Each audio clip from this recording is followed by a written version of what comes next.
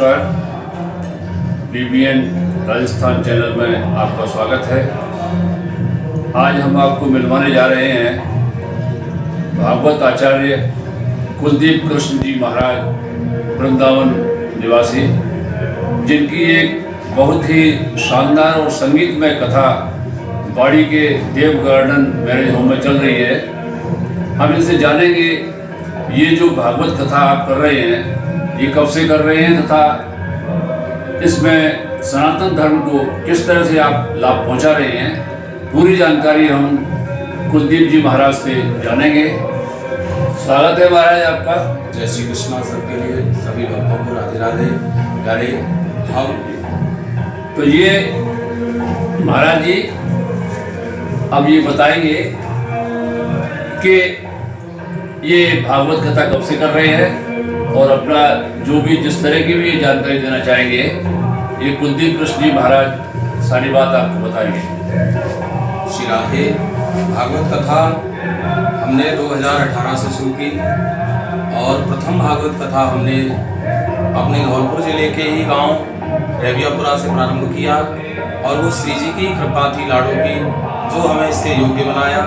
ये हमारी लाडली की कृपा है बंधुओं, अन्यथा मानव कुछ नहीं कर सकता, क्योंकि मानव को बस अपने जीवन काल में यही करना चाहिए कि कैसे भी करके हमारे सनातन धर्म की रक्षा हो, क्योंकि हमारी इस व्यासपीठ से यही कामना रहती है कि जन जन में सनातन धर्म का प्रचार और प्रसार हो।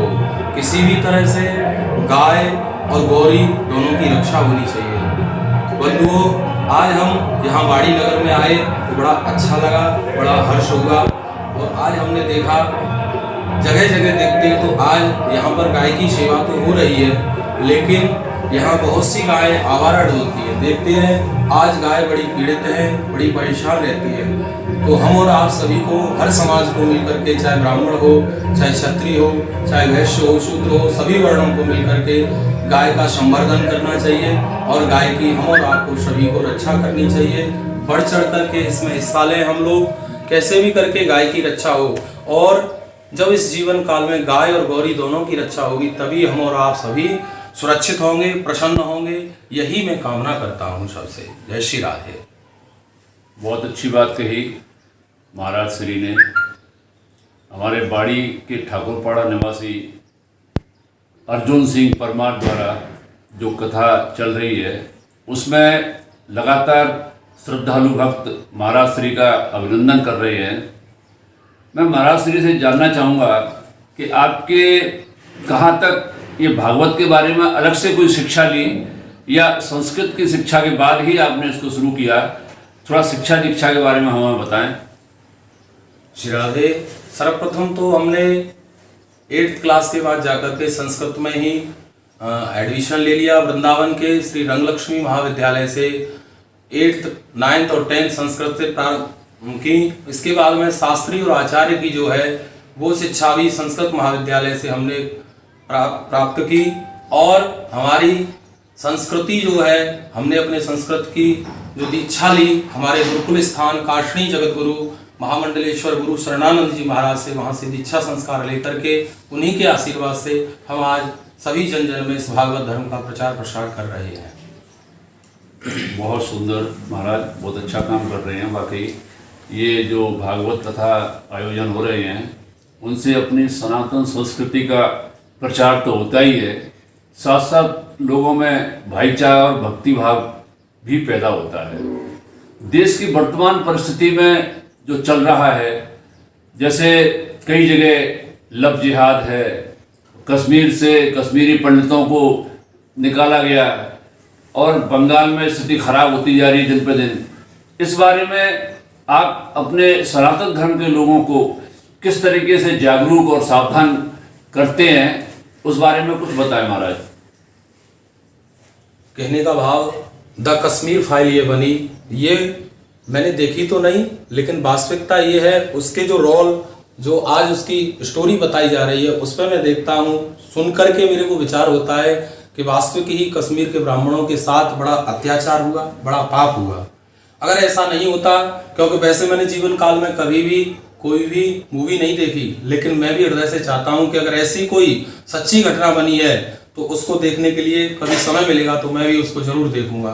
और बंधुओं, जितने भी ये धर्म के प्रति इन आक्रांताओं ने ये कर्म किए वो बड़ा बुरा किया, क्योंकि उसमें थोड़ी सी कमी हमारी भी रही।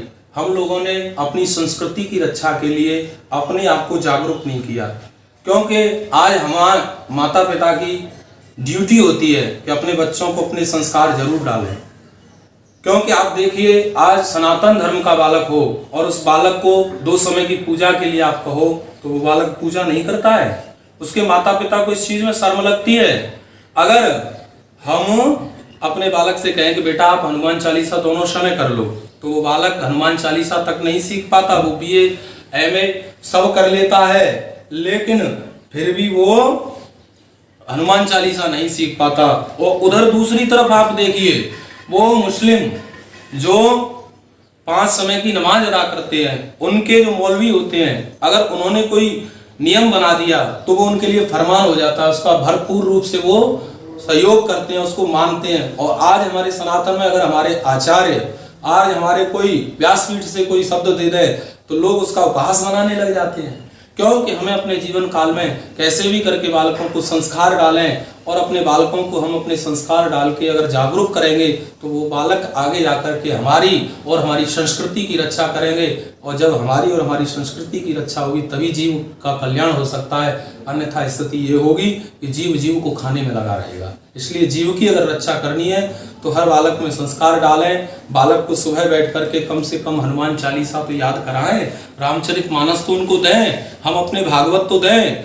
और बंधुओं, कितना भी संसार में कहीं भी भग लेना, लेकिन मन को शांति नहीं मिलेगी। मन को शांति कब मिलेगी? जब प्रभु की शरणागति प्राप्त कर लेंगे। क्योंकि बाबा गोस्वामी तुलसीदास ने कहा है ना, बिनु भजन न तरिय, यह सिद्धांत अपेल। बिना भजन के कदापि तरने वाले नहीं है, भजन तो करना पड़ेगा। इसलिए अपनी संस्कृति से जुड़ें और हमारे जो नियम हैं हमारी संस्कृति के, उनको जीवन में अपनाएं। आज हम देखें संसार की स्थिति कितनी विपरीत हो गई है, हम लोग कहाँ भगने लगे हैं, जो मॉडर्न आज कल्चर है उसको पकड़ने लगे हैं। आज हमारे बालकों को जो हमारी संस्कृति थी, जो हमारी सभ्यता थी, उसे त्याग करके दूर भग रहे हैं। आज हमारे सनातन की पहचान थी कि हमारे मस्तक पर तिलक हो, गले में कंठी हो, हाथ में कलावा हो और सर पर चोटी हो। आज प्राय देखने को मिलता है ये तो सब संस्कृति नष्ट हो गई है, कहीं नहीं मिलता। किसी के मस्तक पर तिलक नहीं लगाएंगे, अगर तिलक लगा लिया तो लोग उसको क्या समझते हैं, ये तो मूर्ख है। अरे वास्तविकता ये हमारी पहचान है, हमारा गर्व है, क्योंकि गले में कंठी और मस्तक पर तिलक, हाथ में कलावा अगर ये होगा तो ये हमारे गर्व का विषय है। क्योंकि संसार में अगर गले में कंठी नहीं है तो वो भगवान का भक्त नहीं है। जैसे समझने की बात है, संसार में दो प्रकार के कुत्ते होते हैं, एक होता है पालतू और दूसरा होता है फालतू। तो पालतू जो कुत्ता होता है उसके गले में मालिक का पट्टा पड़ा रहता है, और फालतू होता है वो जहां कहीं भी जाएगा उसको डंडा पड़ेगा, मार पड़ेगी और वह तिरस्कृत होता रहता है। लेकिन जो मालिक का पट्टा पड़ा हुआ जो पालतू कुत्ता होता है वो जहां भी जाएगा सब उसका सम्मान करेंगे। इस तरह से हमको भी अपने गले में अपना पट्टा अपने मालिक का डाल लेना चाहिए, हमको अपने गले में कंठी धारण कर लें, जिससे हम अपने मालिक श्री राधा किशोरी लाल के, राधा रमण लाल के, अगर बांके बिहारी के अगर हम दास बन जाएंगे तो कोई मारने वाला नहीं होगा, सब प्रकार से हमारी रक्षा होगी। जय जय। बहुत अच्छी बात कही महाराज श्री आपने। वाकई सनातन धर्म में जो वास्तविक पहचान थी वो धीरे धीरे लुप्त होती जा रही है। पूरी तरह समाप्त तो नहीं हुई है लेकिन कम हो गई है। इसलिए इस तरफ आप अगर प्रयास कर रहे हैं तो बहुत ही सराहनीय प्रयास है। बहुत बहुत धन्यवाद, आपने हमसे बात की, समय निकाला। जय श्री कृष्णा। जय श्री कृष्णा। जय श्री कृष्ण।